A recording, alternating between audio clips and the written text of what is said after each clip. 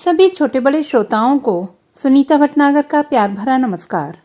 Audio stories के हमारे channel कहानी जगत में आप सभी का स्वागत है। हिंदी कहानियों की श्रृंखला में आइए आज सुनते हैं जयश्री रॉय जी द्वारा रचित कहानी देह के पार। अभिनव ने आगे झुककर धीरे से उसके चेहरे पर आ गए बालों को हटाया था।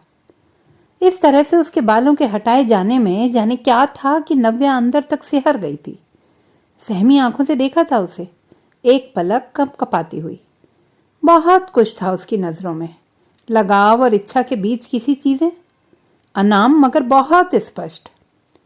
उसके अंदर कुछ गहरे तक रंग गया था, एक साथ कई गांठें खुली बंधी थी। वह विस्तार पाने की चाह में अपने आप में और सिमट आई थी। वही वर्जित का दुर्निवार, अदम्य आकर्षण और ग्लानि की अनवरत ताड़ना।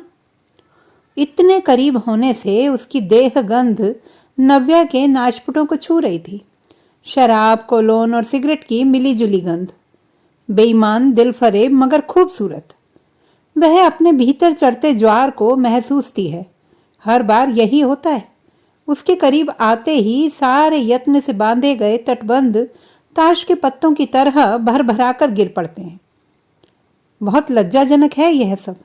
अपनी दुर्बलता, यह गहरा लालच और इच्छा बहुत लाचार महसूस करती है वह स्वयं को, मगर क्या करे, उसके सामने आते ही गलकर मोम बन जाती है।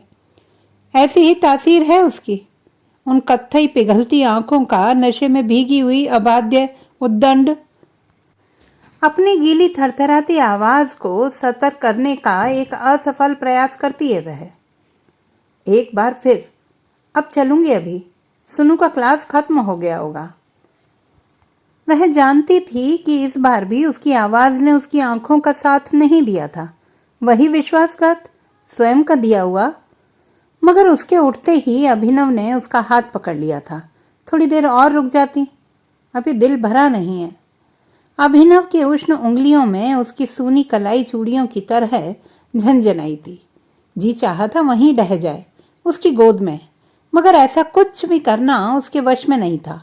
बार बार स्वयं को याद दिलाती रही थी, यह सब बस मृग मरीचिका है, जलते हुए मरु में पानी का भ्रम, और कुछ नहीं। मगर इच्छाओं का क्या, पलक मूंदे आग पर चलती हैं। उसने इस बार मुड़कर अभिनव की तरफ नहीं देखा था। इतना साहस ही नहीं था। उठकर अपनी चीजें सहेजने लगी थी, भीतर से खुद को भी। कितना बिखर जाती है। अभिनव जमीन पर बिछे बिस्तर पर अपनी बाहों का सरहाना बनाकर लेटा हुआ था। होंठों पर जलती हुई सिगरेट दबी हुई थी। बिस्तर के चारों तरफ बियर के खाली केस बिखरे हुए थे। आंखों में हल्का नशा लिए वह उसे एकटक देखे जा रहा था। अपना पर्स उठाते हुए उसे स्वयं पर लगी हुई अभिनव की आंखों का एहसास हो रहा था। हिलते डुलते हुए भी जैसे संकोच हो रहा था। थोड़ी देर बाद उसने मुड़कर उसे असहज नजरों से देखा था, मगर फिर अभिनव की आंखों की खुली भूख ने उसे गहरे आश्वस्ति बोध से भर दिया था। अब चलूं अभी? एक गहरी जम्हाई लेते हुए उसने उसकी बात को अनसुनी कर दिया था। कभी तो औरत भी बन जाया करो जे, हमेशा अम्मा बनी रहती हो। उसकी आवाज में हल्की झल्लाहट के साथ गहरा व्यंग्य था। यह सेंस ऑफ ड्यूटी है अभी। तुम जैसे बोहेमियन जिंदगी जीने वाले मर्द इसे नहीं समझ पाएंगे। न चाहते हुए भी उसका लहजा अचानक बहुत तीखा हो गया था। वह ओवर डिफेंसिव हो रही थी या उसकी निराश इच्छाओं से उपजा हुआ गुस्सा था, ये पता नहीं। आज की पूरी दोपहर उसने अभिनव के साथ उसके इस कमरे के एकांत में बिताई थी। अपनी बेटी सुनू को उसकी पियानो क्लास में छोड़कर वह यहाँ चली आई थी। अभिनव को पहले से पता था आज वह उसके पास आएगी। उसी ने उसे बुलाया था। वह पहले भी कई बार उसके पास इस कमरे में आ चुकी थी। दोनों का परिचय एक फूड फेस्टिवल के दौरान हुआ था। वहां नव्या ने चाट का स्टॉल लगाया था। अभिनव पूरे कार्यक्रम को किसी पत्रिका के लिए कवर कर रहा था। उसे उस पर फीचर स्टोरी लिखनी थी। स्वयं को व्यवसाय से जर्नलिस्ट बताया था उसने। फोटोग्राफी भी करता था। बाद में उसने उसकी रेसिपी से बनाए हुए खानों पर एक पूरा फोटो फीचर भी तैयार किया था। लोकप्रिय महिलाओं की पत्रिका में छपने से परिचितों में उसका खासा रौब पड़ा भी था। चर्चा भी हुई थी। इंटरव्यू लेते हुए एक बार अभिनव ने अचानक बहुत संजीदगी से पूछ लिया था, और आप अपनी सुंदरता के लिए क्या इस्तेमाल करती हैं? ऐसा रूप रंग, ऐसी फिगर। वह बिल्कुल लाल पड़ गई थी। झट से कोई जवाब देते नहीं बन पड़ा था। बहुत देर तक सहज भी नहीं हो पाई थी। आंखें झुकाए बैठी रह गई थी। सवाल पूछते ही अभिनव दूसरे ही क्षण एकदम से अनजान बन गया था। स्वाभाविक ढंग से दूसरे सवाल करने लगा था, मगर वह भूल नहीं पाई थी। उसी क्षण कुछ अद्भुत घटा था उसके भीतर, जैसे रंगों की कोई गांठ अनायास खुल गई हो। इसके बाद दोनों में घनिष्ठता बढ़ी थी। धीरे धीरे दोनों आप से तुम पर उतरे थे, उसके बाद नमस्ते से हाय पर, और अब औपचारिकता से बेतकल्लुफी तक का सफर भी दोनों ने अपने अनजाने ही न जाने कब तय कर लिया था। अभिनव अपने किसी मित्र के फ्लैट के एक रूम में पेइंग गेस्ट बनकर रहता था। उसका मित्र वर्तमान में विदेश में था। फ्लैट के बाकी कमरे बंद थे। अभिनव के हिस्से एक कमरा, संलग्न बाथरूम, टॉयलेट और एक छोटी सी बालकनी ही आई थी। उसके लिए काफी था। रहता भी कहाँ था टिककर, रात दिन घूमता रहता था। आषाढ़ का महीना है, आकाश 24 घंटे झर रहा है, जैसे आकाश का तल टूट गया है। कंक्रीट का जंगल भी हरा हो गया है। हर दीवार पर काई, चारों तरफ उग आए जंगलात। नव्या बाहर देखने की कोशिश करती है। कांच की खिड़कियों पर बूंदों की अनवरत टकोर और छज्जे पर हवा का शोर। चारों तरफ एक गुनगुनाहट सी छाई हुई है, मानो पूरी दुनिया गीत गा रही हो। एक गीत में तो वह भी डूबी हुई है। अपने अंदर सुर के मध्यम आरोह अवरोह में चहलकदमी करती हुई सी वह सोचती है और हल्के से मुस्कुराती है, इस तरह कि अभिनव न देख पाए। यह चोरी उसी से है। बालकनी की तरफ खुलने वाली खिड़की का पर्दा तेज हवा में पतवार बना हुआ है। भीगी हवा से कमरा नम हो आया है। सब कुछ सीला सीला, एक बोसीदा गंध हर तरफ। अभिनव शायद सुबह से ही पी रहा है। 2 बजे के करीब जब वह आई थी, वह इसी तरह अपने बिस्तर पर पड़ा हुआ था। बगल में तभी खोले गए बियर के कैन से झाग उफन कर आसपास फैल रहा था। सीडी प्लेयर में से निकलकर गुलाम अली की उदास शांत आवाज कमरे के सूने में तैर रही थी। चमकते चांद को टूटा हुआ तारा बना डाला। मेरी आवारगी ने मुझको आवारा बना डाला। उसने जल्दी से झुककर बियर के झाग में डूबा हुआ मोबाइल उठाकर अपनी साड़ी के आंचल से पहुंचा था। तो आज सुबह से ही शुरू हो गए हैं जनाब। देखिए, आपका मोबाइल भी खूब पी चुका है। अब टुन्न होकर बोलेगा कैसे? उसकी बात सुनकर वह सीधा होकर लेटा था और फिर उसे भी अपने पास खींचकर बैठा लिया था। आ गई बीबी? हाँ, मगर तुम्हारी नहीं, अनिरुद्ध की। आंचल संभालते हुए उसने झुंझला कर कहा था, जो अभिनव के खींचने से सरक आया था। वह जानती है कि अभिनव ऐसी हरकतें जानबूझकर करता है।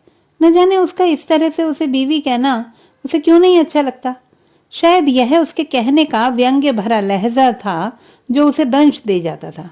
क्या फर्क पड़ता है उसकी या किसी की? हो तो मेरे साथ ही ना। वह उनींदा सा मुस्कुराया था। ज्यादा बहको मत, उसने कपट गुस्से में कहा था, मगर अपनी आवाज की मुलामियत को छिपा नहीं पाई थी। क्यों हर बार न चाहते हुए भी वह अभिनव के सामने कमजोर पड़ जाती है। उसे खुद पर ही एक बार फिर गुस्सा आने लगा था। अभिनव अनायास मुस्कुराने लगा था, एक शरारत भरी मुस्कुराहट। आज तो बड़ी अच्छी साड़ी पहनी है। टसर सिल्क? मुझे रिझाने के लिए ना, तुम्हें लुभाने के लिए क्यों? तुम तो हो ही जन्म लोभी। यह साड़ी अरूप को पसंद है। साड़ी यह पसंद है, मगर औरत तो कोई और ही पसंद है ना? उसकी उंगलियों में अपनी उंगलियां उलझाते हुए अब वह खुलकर हंस पड़ा था। नव्या अपमान से अंदर तक सुलग उठी थी। पिछले ही महीने उसने अरूप को अपनी कलीग रमिता के साथ रंगे हाथों पकड़ा था। इस बात को लेकर दोनों में बहुत झगड़ा भी हुआ था। वह 1 महीने अपने मायके में भी रहकर आई थी। यह बात उसने अभिनव को बताई थी। आज उसी घटना की तरफ इशारा करके वह उसे ताने मार रहा था। वह झटके से उठने लगी थी, मगर अभिनव ने उसे हाथ पकड़कर अपने पास बैठा लिया था। नाराज हो गई बीवी? चलो माफ कर दो, कहते हुए उसने नव्या के कान पकड़ लिए थे। अभी उसके हाथ झटकते हुए वह फिर उठने लगी थी, मगर इस बार भी अभिनव ने उसे खींचकर अपनी गोद में गिरा लिया था और फिर उसके खुले पेट पर गुदगुदी कर दी थी। न चाहते हुए भी वह हंस पड़ी थी, मगर आंखों में गुस्सा बरकरार था। तुम मुझे इस तरह से क्यों छूते हो अभी? तुम्हें याद नहीं रहता मैं किसी की पत्नी हूँ? बिल्कुल याद है, तुम उस गधे की बीवी हो। अभिनव ने सिगरेट का कश खींचकर मुंह से धुएं का छल्ला बनाया था। How dare you call him a गधा? वह तुनक कर खड़ी हो गई थी, मगर अपनी आंखों में चमकती हुई हंसी को छिपा नहीं पाई थी।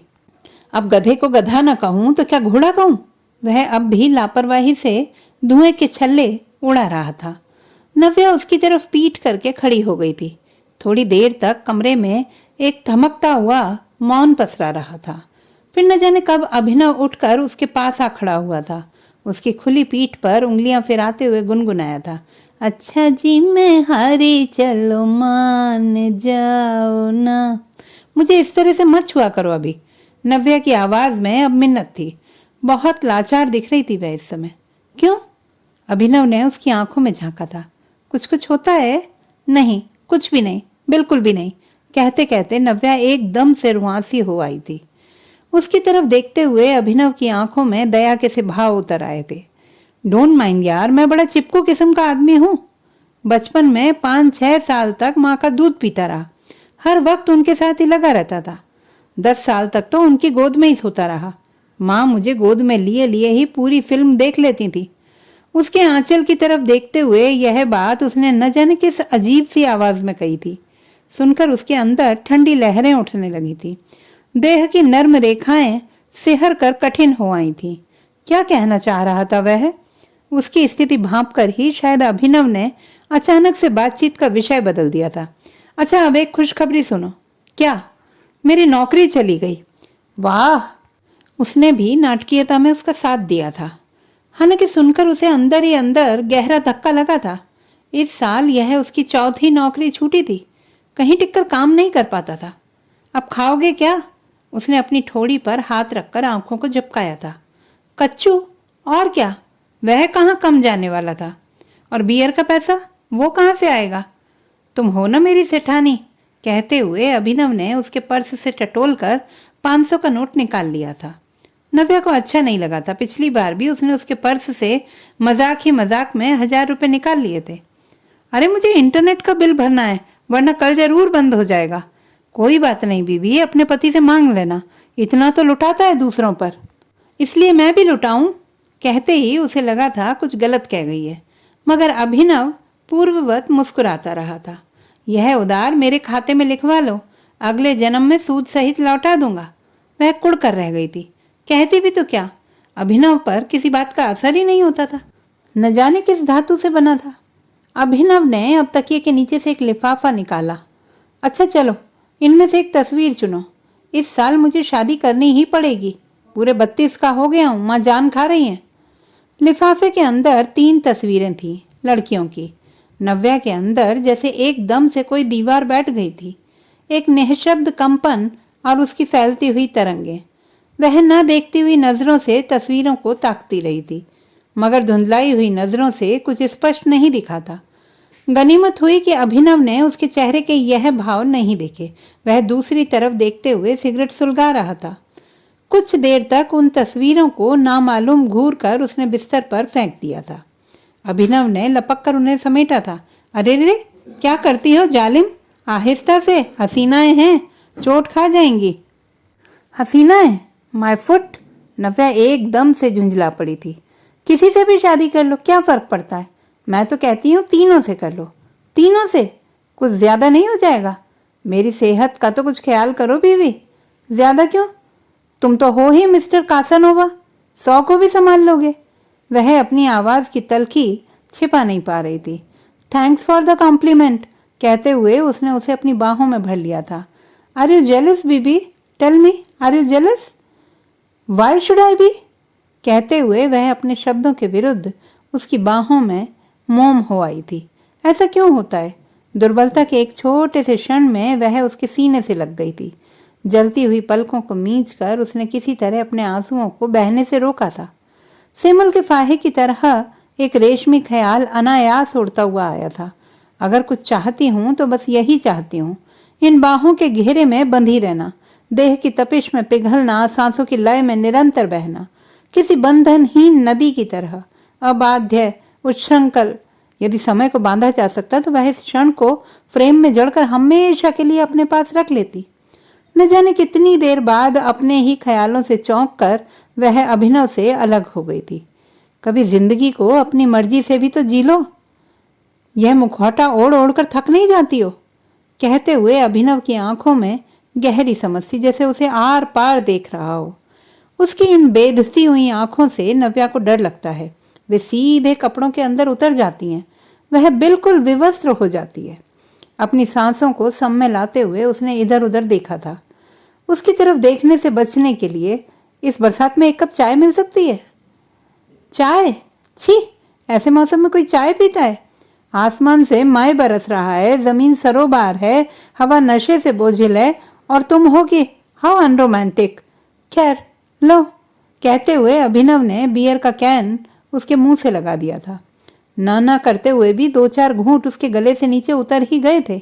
एक ठंडा तूफान, रेशमी झाग और बुलबुले उसकी नसों के संजाल में जैसे विद्युत तरंगों की तरह अनायास फैलते चले गए थे। एक नमकीन इच्छा में एकदम से देह का रगोरेश हो आया था। जी चाहता थोड़ी सी और पी ले, मगर अपनी इच्छा के विरुद्ध उसने बुरा सा मुंह बनाया था। धत, कितनी बिटर है, पता नहीं कैसे पीते हो तुम औरतें। झूठ को जीना ही तुम लोगों का पवित्र संस्कार है। स्वयं को नकारते नकारते बस वहीं नहीं रह जाती हो जो तुम वास्तव में होती हो। सच, मुझे तुम लोगों पर बहुत तरस आता है। तरस तो मुझे भी तुम पर बहुत आता है अभी, मन ही मन कहते हुए वह उठकर फिर खिड़की के पास आ खड़ी हुई थी। मगर क्या करे, अगर हम औरतें अपने सच को जीने लगें तो तुम ही लोग हमें एक पल में मार डालोगे। सच को जीने से परहेज नहीं है हमें, सच को जीने के परिणाम से डर लगता है। अपनी सुलगती हुई पलकों को झपकते हुए उसने बाहर की ओर देखा था। तेज बरसते हुए पानी की मोटी चादर के नीचे पूरी दुनिया मटमैली दिख रही थी, बुझी हुई राख की रंगत जैसी। आसपास की जमीन नदी बनकर बह रही थी। हवा पानी के शोर में एक अजीब सा संगीत घुला हुआ था, बहुत उदास। उसे लगा था यह पूरा मौसम उसमें जज्ब हो रहा है।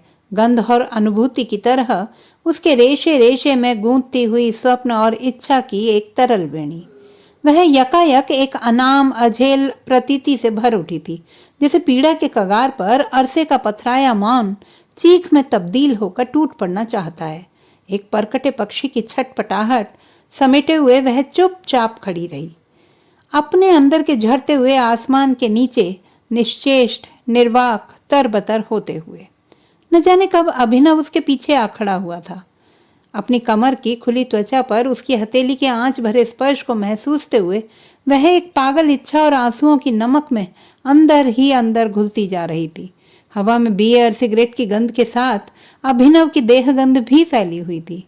उसने अनायास अपनी सांस रोक ली थी। अभिनव की महक उसे अस्थिर कर देती है। हर बार वह एक वर्जित की ग्लानि में आकंठ डूब जाती है। यह मन हर निषिद्ध चीज की ओर ही क्यों भागता है इस तरह?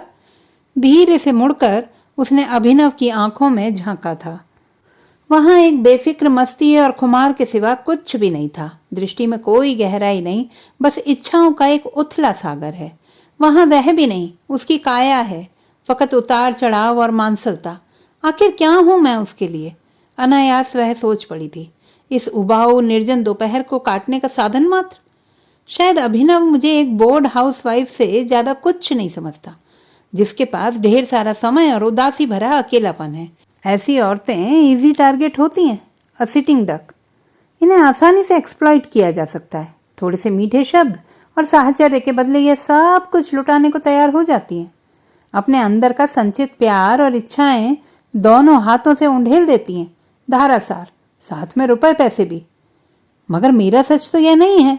जीवन में उदासी और अकेलापन तो है, मगर उसी से सबके लिए उपलब्ध नहीं हो गई हूं। अभिनव मेरे लिए सिर्फ समय काटने का साधन नहीं है। मैं उससे सोचते हुए वह अंदर तक थरथरा उठी थी। एक छोटा सा लफ्ज और कुछ अक्षर उसकी जिंदगी का सबसे बड़ा सच बन गया है। वह अभिनव जैसे यथार्थवादी व्यक्ति को समझ नहीं पाती। उसके लिए प्यार जैसी चीजों का कोई अस्तित्व ही नहीं है। बस विपरीत सेक्स का आकर्षण है, जिस्म की भूख है और क्षण का सच है। उसके लिए प्रेम का ना कोई वजूद है, ना कोई सच्चाई। प्यार हो जाने जैसी बातों को वह एक दिमागी खुराफात, ऑब्सेशन या एडिक्शन मानता है और कुछ नहीं। जिस तरह चाय या शराब का एडिक्शन होता है, उसी तरह किसी के प्रति किसी का आकर्षण या एडिक्शन होता है। बकौल उसके इन दिनों he got addicted to her. क्यों? पूछा था उसने मान से भरकर। उसका बहुत सीधा साधा सहज जवाब था उसके पास। वह खूबसूरत है और वह दोनों एक दूसरे की कंपनी एंजॉय करते हैं। इस कंपनी में सेक्स भी शामिल हो जाए तो सोने पे सुहागा। लेट्स एंजॉय यार, 4 दिन की जिंदगानी, उससे भी कम जवानी। सेक्स एक बहुत खूबसूरत अनुभव है और सेक्स को सिर्फ सेक्स के तौर पर लिया जाए, उसे किसी और बात से ना जोड़ा जाए, इसी में उसकी मर्यादा है। क्यों सेक्स को शादी प्यार जैसी दकियानूसी बातों से जोड़ती हो? सेक्स सिर्फ सेक्स है, दो जिस्म के बीच घटने वाली सबसे खूबसूरत घटना। उसे इन सड़ी गली बातों से जोड़कर हादसा मत बनाओ। ऐसी बातें करते हुए वह कितना व्यावहारिक, एक हद तक निष्ठुर दिखता था। उसका दिल उसकी बातें सुनकर अनायास बैठ जाता था। पूरी दुनिया उसके लिए सिर्फ फिजिक्स, केमिस्ट्री और बायोलॉजी थी। प्रेम और सेक्स रसायन और रासायनिक प्रक्रिया, मन संवेदना का कोई अस्तित्व नहीं, बस दिमाग। जीवन में देह और देह का भोग, मृत्यु के बाद बची राख और मिट्टी। वादा नहीं, वफा नहीं, कमिटमेंट नहीं, सिर्फ और सिर्फ मांसल देह और देह का सुख। क्षण में जीवन और क्षण का सच। उसकी अनास्था, अविश्वास और क्षणवादिता के आगे उसका सनातन सच, शाश्वत आस्थाएं और अनश्वर भावनाएं ओछी बौनी पड़ गई थी। वह हर बात पर उसका और उसके विचारों का मखौल उड़ाया करता था। कभी कभी अपमान और आक्रोश में उसकी आंखों में आंसू आ जाते थे। तुम्हारे लिए क्या कुछ भी सच नहीं है? सब झूठ और बकवास है। वह झट उसकी आंखों में अपने पूरे वजूद के साथ उतर आता। कुछ भी सच कैसे नहीं? मेरे लिए सच है इन कत्थई आंखों की गर्म झील, हल्के गुलाबी होंठों का नशीला स्वाद, गुदाज देह का पनैला सौंदर्य। मगर मैं सिर्फ यही सब तो नहीं हूं। एक देह, एक सोच भी हूं, एक मन, एक जज्बात भी हूं, वह तर्क करती। हाँ बिल्कुल, मगर इस स्थूल जगत में हम सूक्ष्म को भी स्थूल के माध्यम से ही देख अनुभव कर सकते हैं। हवा को किसने देखा है? मुट्ठी में बांधा है। निराकार ब्रह्म भी साकार होकर ही हम मनुष्यों को दर्शन देता है, पूजता है। यह निर्गुण सगुण का विवाद बहुत पुराना है बीबी। एक भारतीय होने के नाते तुम यह क्यों भूल जाती हो कि ईश्वर भी देह धारण कर हमारे समक्ष अवतरित होते हैं? उद्धव, निर्गुण कौन देश को बासी? तो हे मिस जे देवी, मैं भी आपको आपके इसी सुंदर देह से पहचानता और मानता हूं। आप इस बात का बुरा क्यों मानती हैं? कहते हुए धीरे धीरे वह उसकी बाह की खुली त्वचा पर कोई अदृश्य कविता लिखता है। यह देह भी आप ही का है, जिसे मैं चाहता हूं। तुम्हारे मन को चाहूं तो सही और देह को चाहूं तो गलत। ऐसा क्यों बालिके? अपनी उंगली के पोर से वह उसकी त्वचा पर कोई जादू फेरता चल रहा था। वह एक सूरजमुखी की तरह अपनी देह को अलसाकर जागते हुए महसूस कर रही थी, चाहना की सुनहरी खुमार से बोझिल होते हुए। वह उसकी बातों से सहमत नहीं होना चाहती, मगर माने बिना भी नहीं रह सकती थी और इसी वजह से अंदर खीज उत्पन्न हो रही है। इतनी सी उम्र में कैसी नंगी सच्ची बातें करता है? वह उससे उम्र में छोटा है, काफी छोटा। 30-32 की अवस्था होगी उसकी और इस मई को वह 42 की हो जाएगी।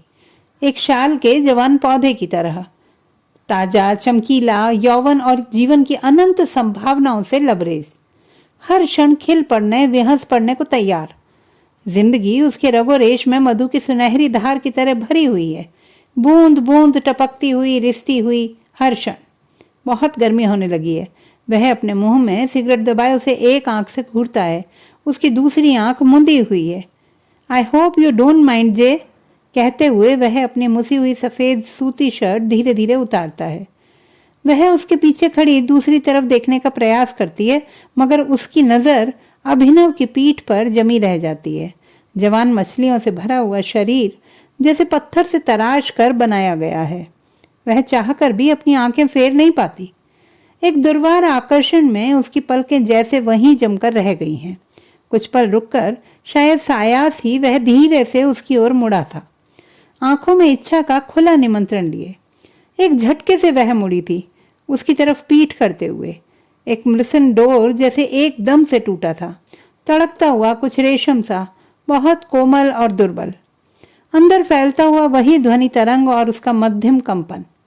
उसका चेहरा शायद कुछ ज्यादा ही रंग गया था, दोपहर की मटमैली उजास में भी दिखता हुआ। क्यों चोटी पकड़ी गई ना? अचानक करीब आकर अभिनव ने उसका कान पकड़ लिया था। उसके इतना करीब आने से उसकी देह गंध उसके नासारंध्र से टकराई थी, पसीना और बियर की मिली जुली गंध, उत्तेजक और कामुक। उसने अनायास अपनी सांस रोक ली थी। वह उसकी नसों में उतर गई तो आग बन जाएगी। छोड़ो मुझे। उसकी गिरफ्त से छूटने के लिए वह कस मचाई थी। एकदम बच्चे हो। हाँ, बच्चा हूं, और मेरे दांत भी अभी अभी निकल रहे हैं। किसी को काटने का मन कर रहा है। कहते हुए उसने सचमुच आगे बढ़कर उसके दाएं कान का लब काट लिया था। वह चिहुक कर परे हट गई थी। यह क्या बचपना है अभिनव? अब उसे सचमुच गुस्सा आने लगा था। कोने में रखी अलमारी के सामने जाकर उसके आईने में वह अपना कान देखने का यत्न करने लगी थी। उसकी डांट का कोई असर उस पर नहीं पड़ा था। उसके पीछे खड़ा अब भी बेशर्मी से मुस्कुराए जा रहा था। वह न जाने क्यों यकायक किसी आंतरिक पीड़ा से उसकी आंखें छलछला आई थीं। कितना निर्दयी है यह इंसान। उसकी आंखों में आंसू देखकर वह उसके पास सरक आया था। अरे रे बीबी, यह क्या कर रही हो? इतनी सेंटी क्यों हो रही हो? मैं तो मजाक कर रहा था यार। कहते हुए उसने उसे गुदगुदा दिया था। चलो हंसो। अभिनव, उसने उसका हाथ अपने से परे हटाने का प्रयत्न किया था। हर समय मजाक अच्छा नहीं लगता। तो क्या अच्छा लगता है?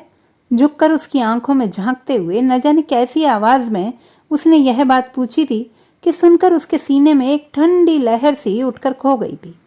इतने करीब से उसे देखना उसे नर्वस कर रहा था।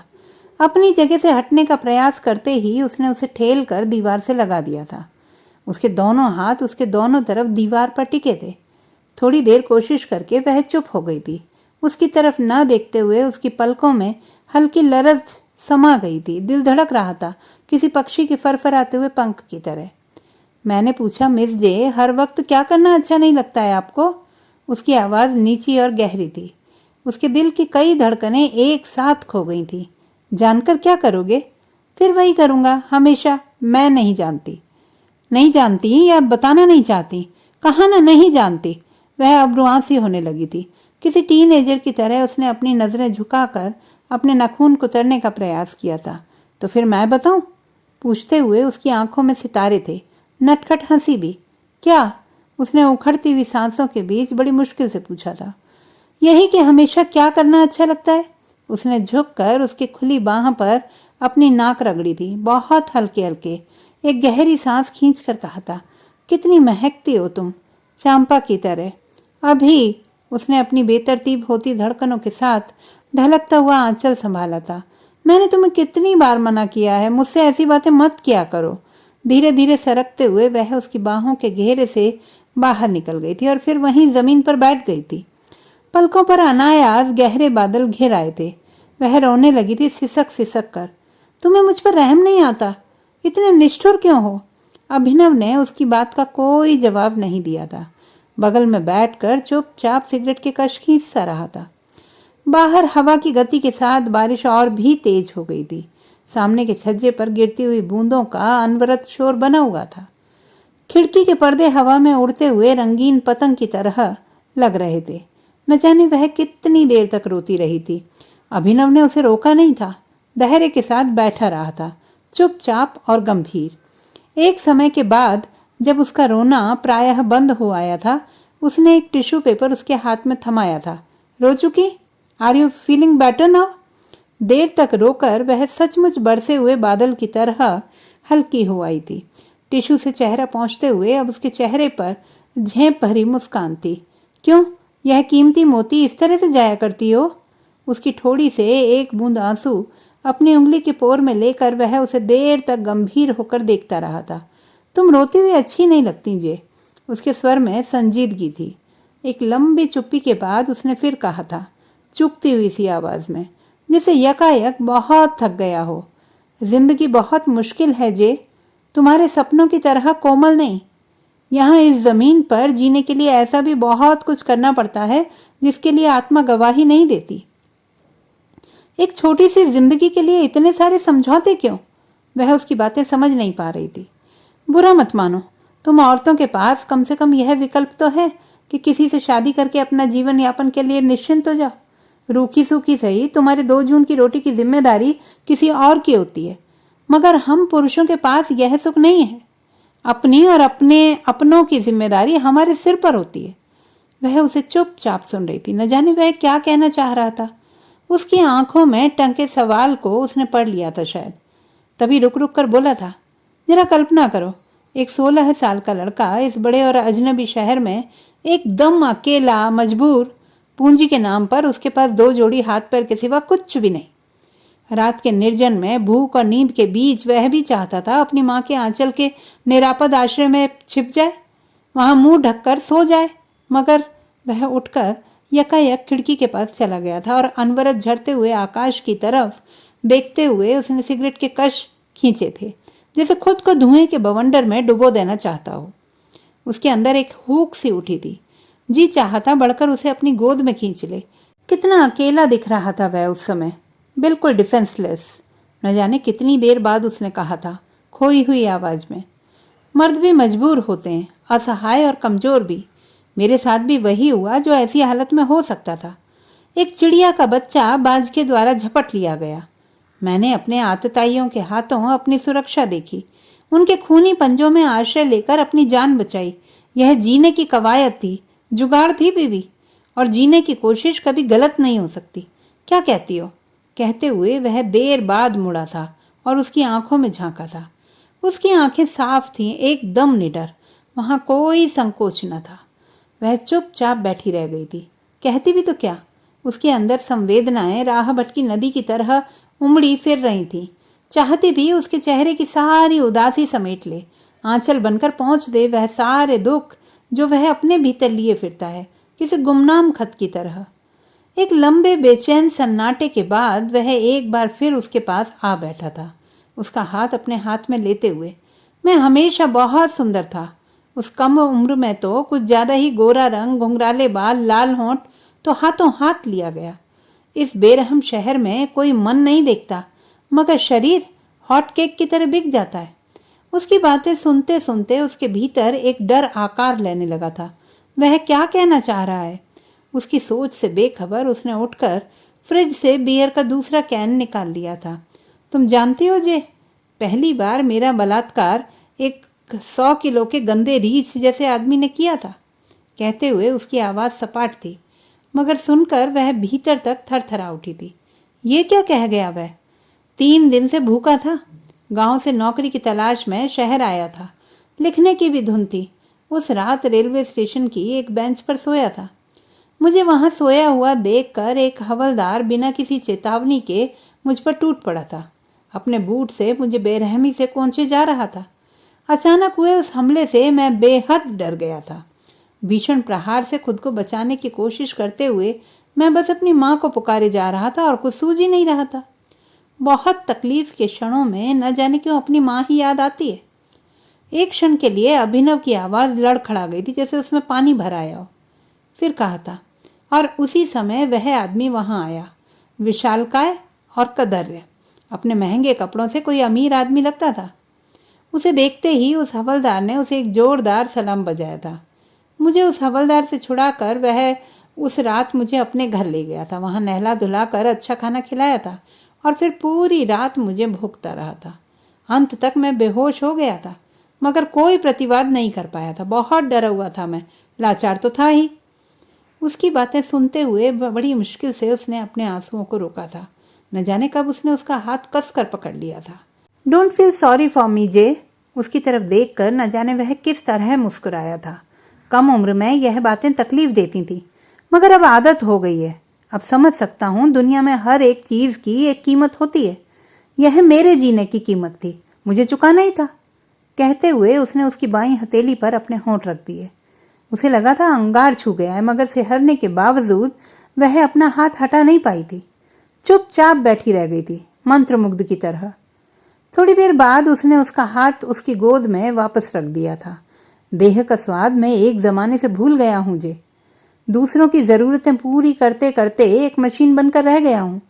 कई जगह आश्रय लिया, कई जगह नौकरी की, हर जगह 2 रोटी और एक छत के लिए इस शरीर को बंधक रखना पड़ा। अय्याश अफसरों, अधिकारियों से लेकर बूढ़ी अधबूढ़ी सेठानियों, रईसों की पत्नियों तक किसी ने दया नहीं की। पूरी पूरी कीमत वसूल की हर मदद के लिए, आश्रय के लिए। पहले पहल बहुत तकलीफ होती थी, बाद में सब सह गया, आदत हो गई। थोड़ी समझदारी आते ही मैंने अपनी कमजोरी को ही अपनी ताकत बना लिया। ऊपर वाले ने शायद इसीलिए मुझे इतनी खूबसूरती दी थी। यहाँ हर कोई अपना कुछ ना कुछ बेचता ही है, कोई अपना हुनर, कोई फन, तो कोई अपनी अक्ल। मैं अपनी सुंदरता बेचता हूँ। It's that simple. अपनी खुली हुई हथेली की तरफ घूरते हुए वह देर तक खोया सा बैठा रहा था। फिर एक गहरी सांस खींचते हुए बोलना शुरू किया था। उसके बाद फिर कभी मुझे किसी तरह की तकलीफ का सामना नहीं करना पड़ा। सब कुछ आसान हो गया। अब सुख सुविधा मेरे आगे पीछे बिछी रहती है। दुनिया जैसे जरखरीद गुलाम है। कोई मेरे लिए डिजाइनर सूट सिला रहा है तो कोई 5 सितारा होटल में डिनर करवा रहा है। ऑफिस में भी बॉस हमेशा खुश और सदै मेरे लिए अपनी गाड़ी का दरवाजा खोलकर खड़ा रहता है। अगले हफ्ते दुबई जा रहा हूँ, एक शेख साहब का शाही मेहमान बनकर। उसकी बातें सुनते हुए यकायक उसका जिस्म घुलने लगा था। न जाने कब दुख की जगह गुस्से और घृणा ने ले ली थी। अचानक वह एक झटके से उठ खड़ी हुई थी। इतना कमाते धमाते हो तो मुझसे क्यों पैसे मांगते रहते हो? इतने सारे खर्चे हैं मेरे बीवी, फिर एक घर में एक पूरा कुनबा पल रहा है मेरे आसरे। 5 भाई बहन, माँ की बीमारी, उनका जल्द ऑपरेशन करवाना है। संजीदा होते होते वह फिर शरारत पर उतर आया था। फिर मेरा health spa, gym, race course, कितने खर्चे हैं बीवी? काफी ऐश हैं तुम्हारे।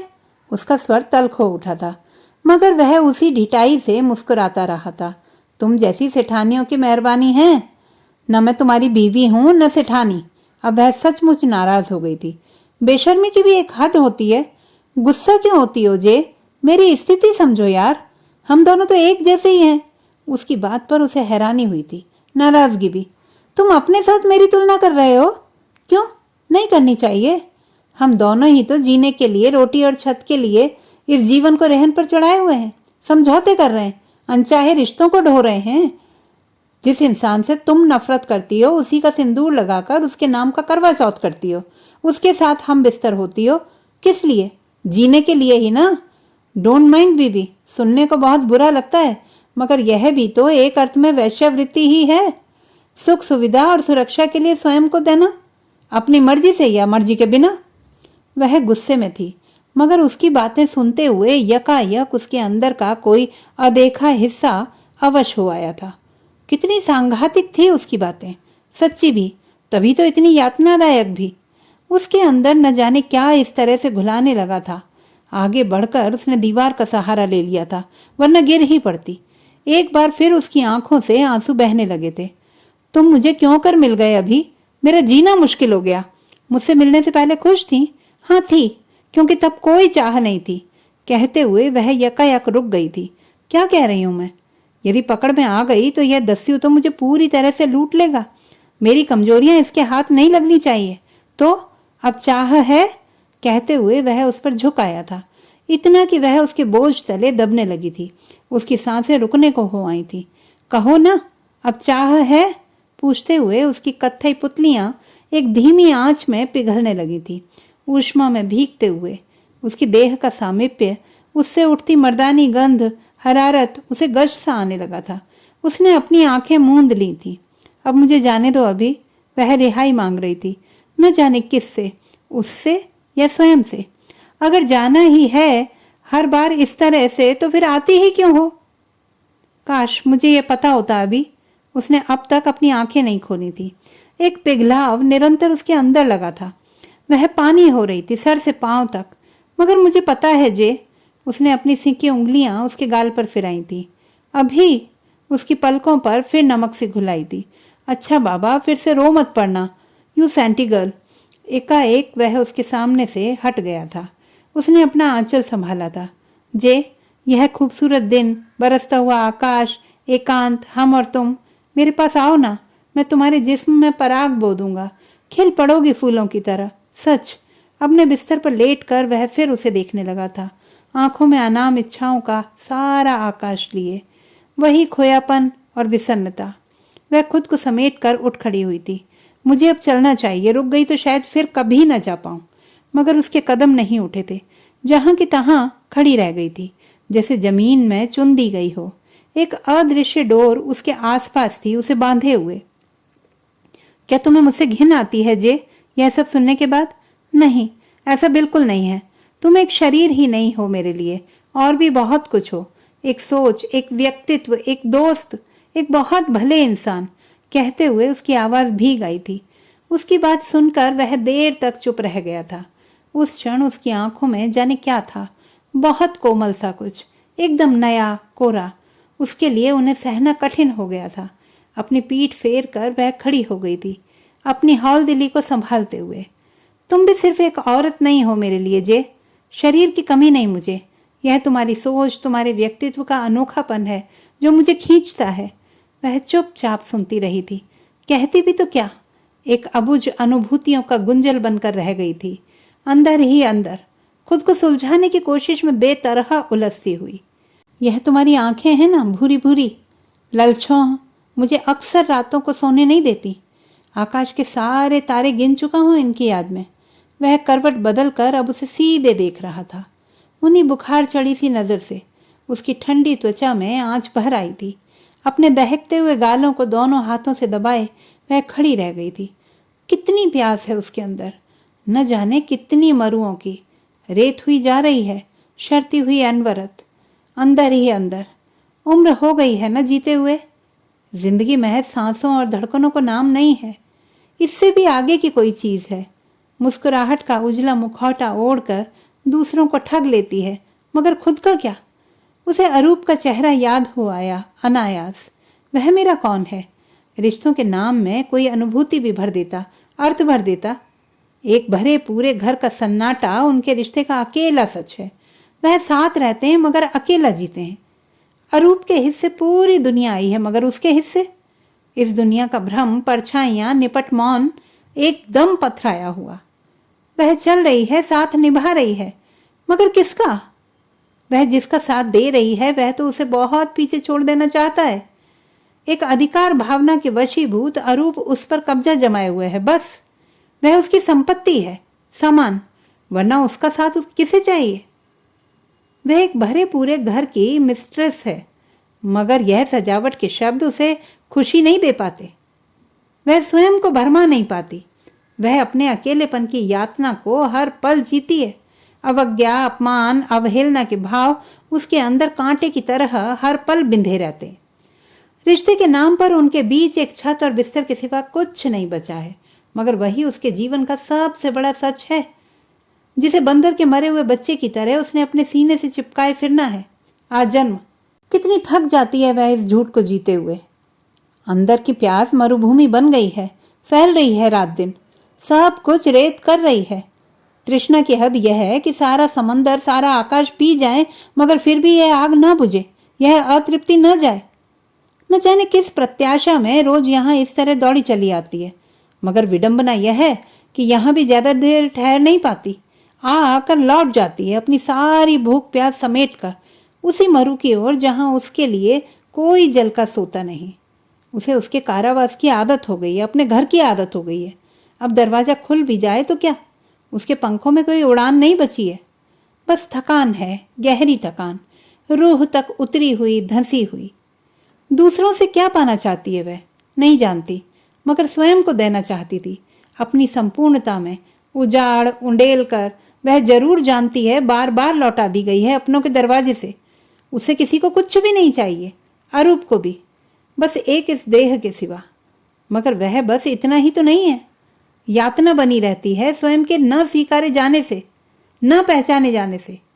कितना कुछ बचा रह गया है उसके अंदर, एक तरह से पूरी की पूरी ही सारा ऐश्वर्य संचित रह गया, कुछ खर्च नहीं कर पाई। बस खींचती रही इस देह के स्तर पर।